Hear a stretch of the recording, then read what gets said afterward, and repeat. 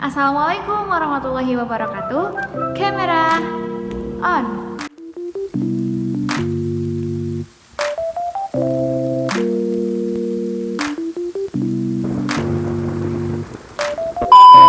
Halo Sobat Jaya, welcome back to my YouTube channel.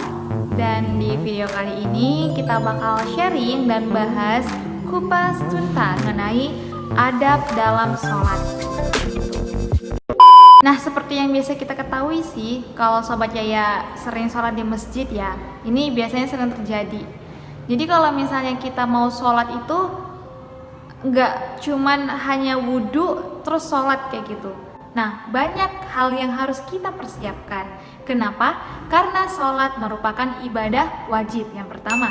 Yang kedua, ketika di hari kiamat nanti, maka sholat kita lah yang dihitung pertama kalinya ketika di yaumul hisab kayak gitu. Dan yang ketiga, sholat itu istilahnya itu kalau dalam secara bahasa artinya doa. Maka sebagai manusia sudah semestinya kita harus memohon dan selalu berdoa kepada Allah Subhanahu wa taala. Karena doa itu sendiri merupakan sebuah munajat atau permintaan atau sebuah keinginan yang kita minta kepada Sang Pencipta kita sendiri, yaitu kepada Sang Maha Cipta, Sang Maha Pencipta. Sebagai seorang muslim ya, yang dimana kita wajib mengerjakan ibadah sholat 5 waktu dalam sehari. Nah, otomatis nggak hanya seperti kita kayak pakai baju ke WC kayak gitu. Jadi ketika kita sholat, maka kita harus mempersiapkan diri kita, baik secara lahiriah maupun batiniah. Nah, kenapa? Karena ketika kita sholat, disitulah kita merasa bahwa kita itu merasa jadi orang yang paling lemah, merasa jadi orang yang paling tidak berdaya.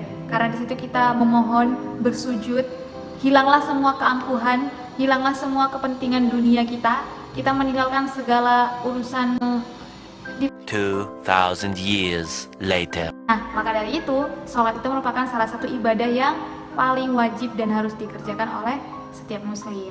Nah, maka dari itu, seperti tadi kan, apa yang harus kita persiapkan? Yang kita persiapkan itu ada beberapa hal. Nah, mungkin nanti Sobat Jaya bisa ambil mana yang baik dan semoga ini bisa jadi motivasi juga buat Sobat Jaya. Yang pertama, kita tahu kalau sholat itu ada waktu-waktunya, waktu-waktu tertentu. Misalnya ini sholat subuh, ya kan, waktunya kalau di Jogja ini jam 4.15, kalau di Jakarta mungkin setengah 5, kalau di Medan mungkin jam 5. Nah, jadi kan ada waktu-waktunya, maka kita persiapkan. Begitu juga nanti sholat zuhur, maghrib, isya, dan sebagainya kan. Nah, misalnya aja nih sholat subuh ya, sholat subuh yang biasanya paling fenomenal banget nih kalau sholat subuh nih. Kenapa? Karena kita nih kebanyakan ya kalau yang aku lihat, apalagi anak cowok, habis bangun kan tidurnya dia pakai baju kaos biasa nih, terus bangun sholat tinggal pakai sarung, ya udah, jadi sholatnya cuma pakai baju bekas tidurnya, ya kan? Bener gak sih? Jujur aja deh, silakan kalian komentar di bawah ini kalau yang pernah kayak gitu, atau bahkan sampai sekarang kalian masih kayak gitu. Silakan komentar di bawah ini. Apalagi tempatnya itu yang namanya habis bangun tidur kan matanya masih ketutup gitu kan ya, nggak dihidupin lampunya, jadi sholatnya juga kadang di tempat yang kurang terang kayak gitu, kurang cahaya ilahi kayak gitu. Dan juga pakaiannya biasa aja kayak gitu, bahkan lebih rapi ketika dia pergi kondangan daripada sholat kayak gitu. Nah, ini salah satu adab sholat yang harus kita perhatikan. Nah, maka ketika kita sholat, pakailah baju yang paling rapi, paling wangi, paling bagus yang kita punya. Nah, maka dari itu, kalau perempuan ya, misalnya nih, kalau perempuan, kan ada tuh yang mukena yang tipis itu yang mudah dibawa biar nggak berat kayak gitu kan. Nah, itu sih boleh kalau ketika kita bepergian, misalnya. Nah, tapi kalau dari aku pribadi, ketika sebelum sholat, nah, mulai dari sejadah, mukena itu memang harus sudah dipersiapkan. Dan juga parfum biasanya tuh kalau aku standby. Jadi ketika mau sholat tuh aku pakai parfum. Kenapa? Karena ketika aku mau ketemu sama Allah, jangan ketemu dulu. Kalau ketemu ntar aku mati dong. Jadi ketika aku ingin berbicara sama Allah, aku mempersiapkan diriku mulai dari pakaiannya, mukenahnya, terus pastinya wangi-wangi dong ya kan. Masa ketemu sama presiden wangi-wangi, sama Allah baru bangun tidur bau lagi nggak pakai wangi-wangian, Ya gimana coba ntar doa kita? Gimana Allah mau mengijabah doa kita kalau kita masih ya kayak gitu, seadanya gitu? Masa baju tidur sama baju sholat kita sama kayak gitu? Itu permisalannya, perbandingannya gitu kan. Nah, maka dari itu termasuk salah satu dari adab sholat juga. Pertama tadi kan waktunya, kita harus mempersiapkan waktunya dulu. Kalau sholat subuh berarti kita bangun 5 menit apa 10 menit sebelum azan. Atau lebih baik lagi 1 jam sebelumnya supaya kita bisa dapat sholat malam. Begitu juga dengan sholat maghrib, itu kan waktunya cepet ya. Nah itu kita persiapkan. Nah yang kedua tadi dari segi pakaian. Pakaian itu jangan samakan pakaian kamu ketika sholat dengan pakaian ketika ke kamar mandi ataupun mau tidur kayak gitu. That's not same, it's so very different, you know. What? Jadi memang persiapkanlah baju kalian untuk sholat kayak gitu. Nah misalnya nih, kalau misalnya kita sholat pakai baju kaos, ini bagi yang cowok sih ya, baju kaos pakai sarung ke masjid. Nah, ketika jamaah, ya kan, yang di belakangnya pasti gak bakal khusyuk. Kenapa? Karena di baju kaosnya itu di belakangnya ada tulisan, misalnya tuh tulisannya, wow indahnya Paris. Nah, dia bakal kebayang bagaimana indahnya Paris itu, dan dia akhirnya nanti nggak jadi khusyuk sholat kayak gitu. Dari itu, ketika sholat, pakailah baju yang rapi, pakai baju yang ya tidak menimbulkan bukan kerusakan, tidak menimbulkan tidak mengurangi kekhusyukan orang lain. Ya pakai bajunya yang polos-polos aja lah kayak gitu, atau pakai kemeja, pakai baju koko. Sebenarnya memang nggak ada larangan pakai baju kaos atau enggak, cuman dianjurkan pakai baju yang polos, yang tidak ada gambarnya. Kenapa? Kayak seperti yang dibilang Ustaz Abdul Somad kan, karena itu nanti bakal mengganggu kekhusyukan orang lain ketika sholat, ya kan? Dan juga apalagi nih, jangan sampai pakai baju yang sobek ketika sholat, bahaya nanti kalau sobek. Mungkin tahu deh kalau yang cowok-cowok.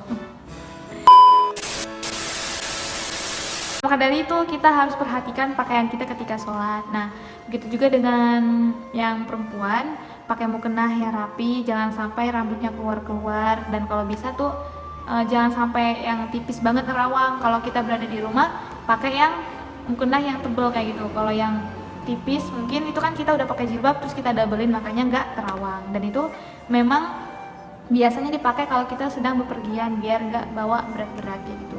Seperti itu, adab kita dalam sholat itu memang harus ada, karena kita itu bertemu sama sang penciptanya kita.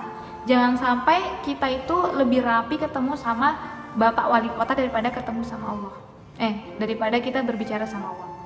Mau ketemu Wali Kota aja kita tunggu tuh waktunya. Apalagi ketika sebelum datang, janjiannya jam 10, dia datangnya jam 11, kita udah datang dari jam 9. Nah, 2 jam sebelum dia datang kita udah nunggu. Masa waktu sholat kita nggak mau nunggu, bahkan sampai telat-telat kayak gitu kan? Nah, mungkin kita bisa belajar dari sekarang untuk lebih memperhatikan adab-adab kita ketika sholat.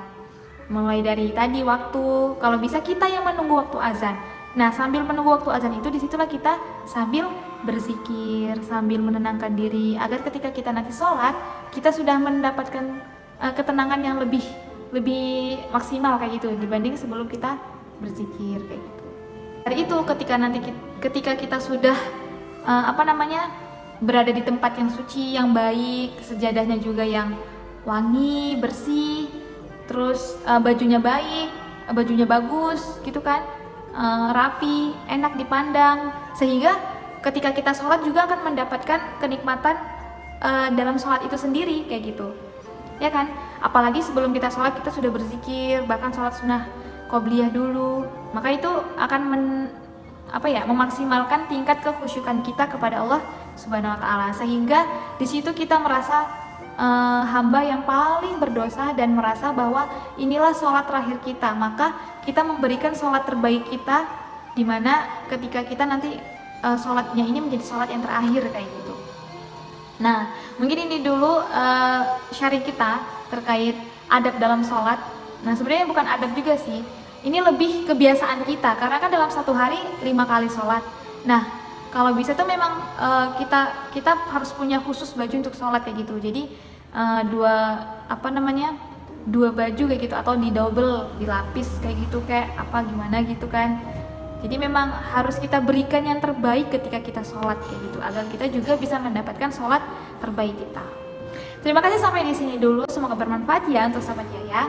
Dan kalau ada salah kata aku mohon maaf. Dan jika kalian punya saran ataupun pengen bahas sesuatu yang lain atau pengen sharing yang lain, silakan tinggalkan di kolom komentar.